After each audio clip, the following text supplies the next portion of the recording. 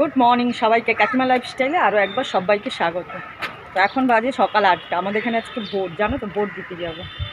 তো এই জন্য নিচটা সকাল থেকেই একদম চুপচাপ থমথমে অবস্থা। তো আমি চলে আসলাম ছাদে জামা কাপড় মেলাতে। আর জানো, রোজকারের মতো গাছগুলোকে প্রায় দিন দেখতে আসি আমি।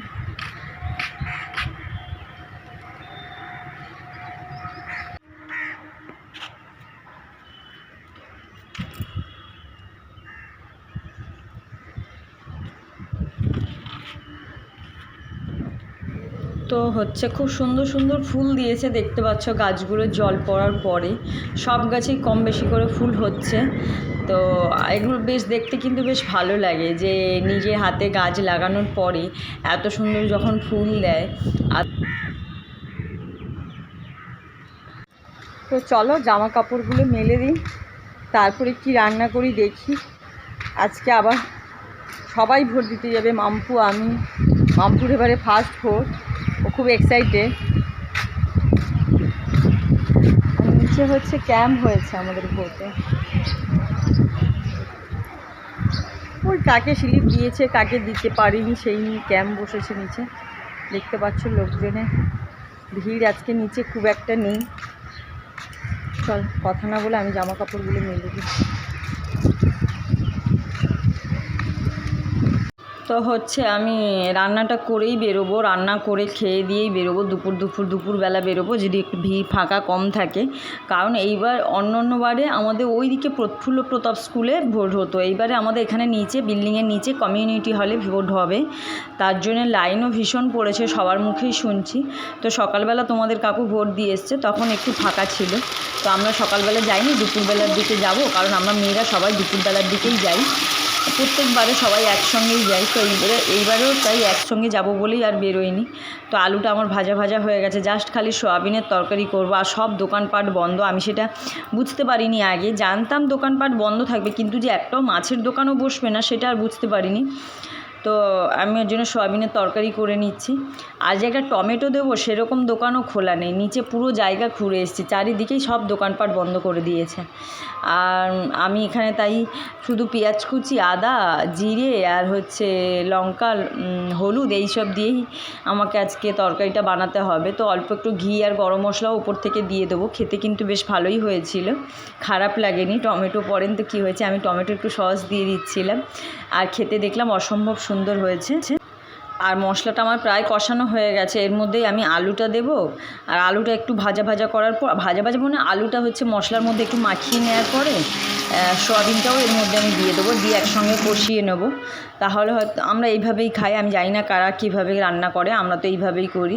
আর সোয়াবিন খুব একটা খাওয়া হয় না, তোমরা এতদিনের ব্লগে নিশ্চয়ই দেখেছো। একবারও আমি সোয়াবিন রান্না করিনি, কিন্তু সোয়াবিন ছেলেমেয়ে ভালোই খায়, খারাপ খায় না। কিন্তু একটু ভালো করে রান্না করতে হয়, আর রান্না করলেই ভালোভাবে খাবে ওরা।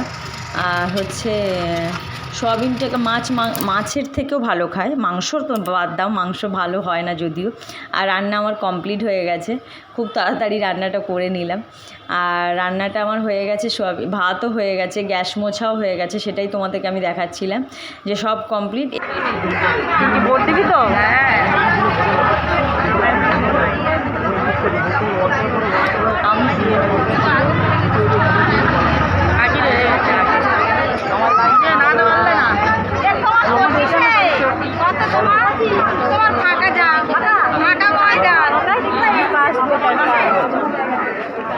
তোমাদের দিদিভাই অনেক এক্সাইটেড ছিল, এবার প্রথম ভোটও দিল। আমাদের সবারই ভোট দেওয়া হয়ে ভোট হয়ে গেছে। ঠিক আছে, খুব লোক যেমন। আর ভোট দিয়ে আসার পর আমরা এখানে নিচে বসে গল্প করছিলাম, তার মধ্যে সোমা বলছিল আমরা ভোট দিলাম, দেখো আমাদের কিছুই খাওয়ালো না। আমি, মা এসব বলিস না। তো তারপরে ও উঠে গেছিলো, বলছিল ও তুমি ইউটিউবে দেবে? আমি বললাম হ্যাঁ। বললো ও আচ্ছা।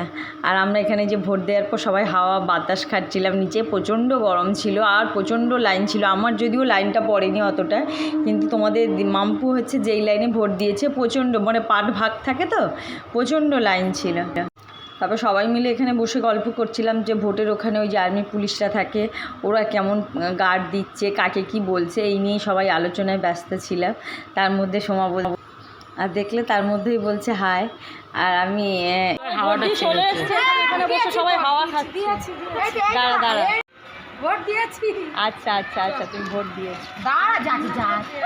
তো এই আর্মিরা রাস্তায় ঘোরাঘুরি করছিল, আর ইনাদের কথা বলছিল কতদিন অন্তর অন্তর বাড়ি যায়। একটা বয়স্ক মাসি ছিল, উনি জিজ্ঞেস করছিল যে সত্যি বর্ডারে ওনাদের কতটা কষ্ট করতে হয় সেটা ওনারাই জানে। ও 3 মাসে রয়েছেন বাইরে, বোতলটা নিয়ে যান। 3 মাস পরে কালকে ছুটি, কালকে ছুটি, 3 মাস ধরে ছুটিতে আছে।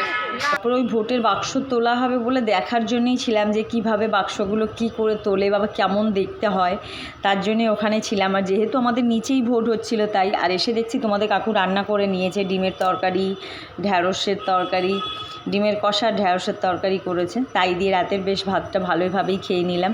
ভালোভাবে বলতে খেতে বেশ ভালোই হয়েছিল রান্নাগুলো। আর বরের হাতের রান্নার টেস্টই অনেক বেশি হয়ে যায়। আর সারাদিন যা যা করলাম তোমাদের দেখালাম। তো এখন হচ্ছে রাত্রি 11:30 বাজে। যা সবাই জানো ঘুমানোর সময় হয়ে গেছে।